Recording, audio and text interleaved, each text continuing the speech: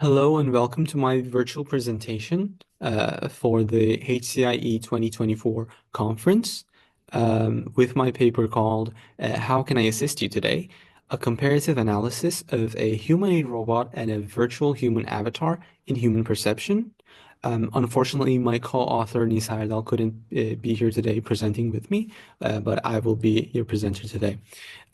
So to give you a brief background of the study that we conducted, as you may already know, there's an increase in popularity and also advanced linguistic capabilities of generative AI technologies such as ChatGPT that we use in our study, and this popularity and capability increase has led to an increased interest also in the human perceptions of intelligence agents and especially human-like qualities that people attribute to these agents, how trusting some agents are and how maybe cute some agents are. These are some of the attributes that people are actually assigning the agents. So this is a point of interest to us. And some studies have found and concluded that to effectively develop social closeness, companionship, support with the participants of studies, an artificial agent should be able to possess human likeness. It should model realistic human interactions and use human-like conversation cues. Finally, one other study has found that comparing the perceived trust between a physical or virtual and intelligent agent in this case, which is similar to what we have done in our study, they have found the humanoid robot to be superior to the virtual human in how trusting people were with these two different agents.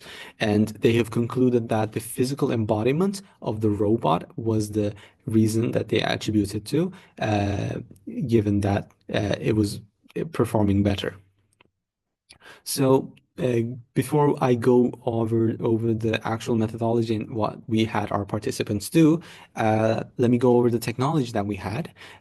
So on the left, on the figure that you can see, there is our robot now, specifically now Evolution V5 model made by Aldebaran. It made use of the OpenAI GPT-3 LLM model, and everything was held together by and communicated with Naoki framework, which is compatible with the Now robot. And finally, it made use of the Google Cloud speech-to-text technology. All of this and the scripts and how all of this works was according to the documentation by Billing et al., as you can see on the screen as well. And on the right, we have our virtual human Jack, which is simply a GitHub project by Yali. And it made use of the OpenAI GPT-3 LLM model once again, which is a really important part of our study that both of these agents make use of the same LLM model.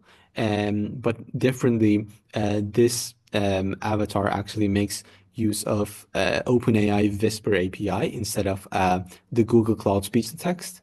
And it also uses 11 Labs and rhubarb lip syncs to actually simulate human speech and mouth movements and whatnot. So now moving on to our interactions, we had our participants with our avatars, both our virtual Jack and also the robot now. So the overall gist of our study and the interaction goes on is that we had our participants have 4 to 5 back-to-back conversation pieces with these robots. They had 2 specific tasks to complete with both of these agents. First of them being the recommendation seeking task, which is the task where participants were asked to seek advice for simple and casual everyday things, such as what book would you recommend me to read, or what should I make for dinner today? So this was the first kind of set of questions we wanted our participants to ask the avatars. And secondly, in the second part, we had them ask more emotionally loaded questions, such as I have midterms coming up. I'm really stressed. How do I cope with this? This is an example sample question. Another example could be we had them ask, I just had a fight with my best friend. What would you recommend? How do I make amends? So these sort of separated two different tasks were requested to be fulfilled by our participants. So after having concluded their interactions with their avatars, we had our participants fill out the Godspeed questionnaire series that you can see on the screen right now. The only edit we made on this questionnaire is that we omitted the perceived safety attribute, which we found to be less relevant to our study. And also, this attribute was actually found to be the least internally consistent attribute. So we feel confident in our choice of omitting this attribute. So after having done this questionnaire series, finally we had our participants uh, fill out an interview. This was done just after the interaction and the questionnaire series. So the questions goes like the first question being, which of the two assistants' advice would you rather take? Which assistants gave a more genuine and helpful advice? And the second question being, was there a difference in how human-like the agents felt in their interaction with you? So for these first two questions, what we did was to really understand what was going on behind our participants' mind when they were actually picking out numbers and scores in the questionnaire series, the Godspeed questionnaire series, so we could get some insights on why people were picking some scores over the others. And finally, we have a third question in our interview, which is, did any of the two assistants cause you to feel uneasy, weird, or uncomfortable? If so, which one was it and why? This final question is specifically targeting an investigation that we had set out to do in this study as well. It is a secondary objective, which is the investigating the effect of the uncanny valley effect. So the uncanny valley effect briefly can be summarized by the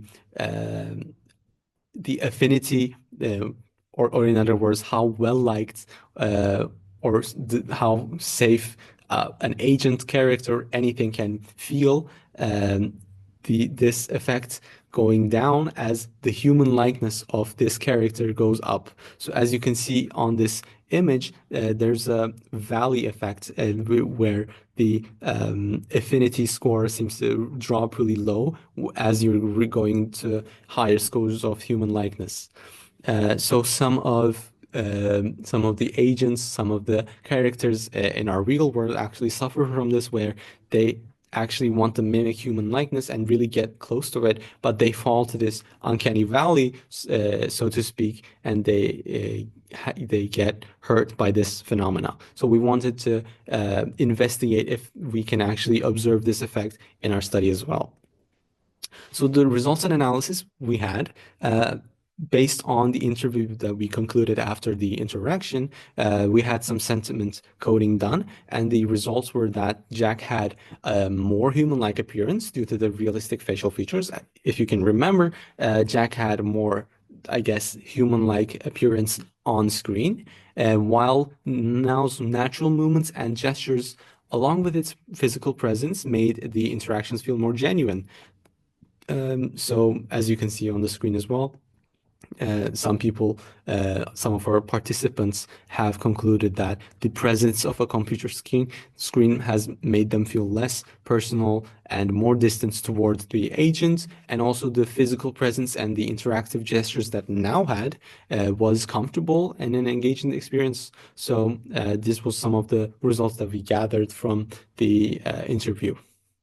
And next, we can see the two of our Godspeed attributes animacy and likability. Here you can see the um, results of Now and Jack compared. On the left, you have Now, and on the right, you have Jack. As you can see, Now seems to actually outperform Jack in these two attributes, which Now did outperform Jack in almost all of them consistently.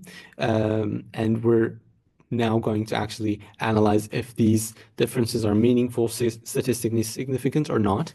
And to do that, we held a t-test, quantitative analysis, where the null hypothesis was that the difference of the mean scores of the attributes were zero for each attributes. So given this null hypothesis, we had these p-values for each attributes. As you can see, given a threshold for p-value statistical significance, only likability seems to be the statistically significant attribute with a 0.05 p-value. But in some cases, 0.1 can be used, in which perceived intelligence and animacy in this case could also be seen as statistically significant in our result as well. So to actually analyze what these scores mean, anthropomorphism being not so statistically significant is actually, it does make sense, given that studies have found that an agent can manage to be anthropomorphic, in other words, similar to human likeness in visual sense, in both virtual and physical aspects. And also, and so this really does make sense with our the results that we gathered. And moving on to likability, which is our most statistically significant result, now seems to be really favored in this category against Jack, which is also again congruent with the literature that exists today, where there has been studies that compared other agents with Now, and Now has actually outperformed other agents as well, especially in likability attributes. And finally, moving on to perceived intelligence, we have concluded that this is a somewhat statistically important result. And to conclude and actually make some comments, even though both of our agents had the same LLM model running behind the scenes, the GPT-3, there can actually be a difference in perceived intelligence between these two agents, which was actually also observed in other cases as well, in other studies, where not only the technical competency of the agents are important, also the how interactive and how well communicative agents are is also really important in the overall experience. So the limitations and future work of our study, we had a relatively small sample size, or narrow demographic range. We only had 10 participants, all of them Sabancı students. The Godspeed questionnaire series in native languages are coming up day by day, but we didn't have the chance to use the Turkish one on our Turkish native speakers. And if you have noticed, we used different text-to-speech technologies for two of the agents. One of them used Google, one of them used OpenAI's technology. And finally, the area of prompt engineering could be looked into to do better work and actually analyze the differences in different mediums of social interaction. And moving on to my acknowledgements, we did this study in the scope of the Human-Computer Interaction course in Sabancı University, in the guidance of our professor, Kürşat Çalıtay, which I'm very thankful for. And finally, here is our references for those who are interested. And thank you so much for listening to me. And this is all.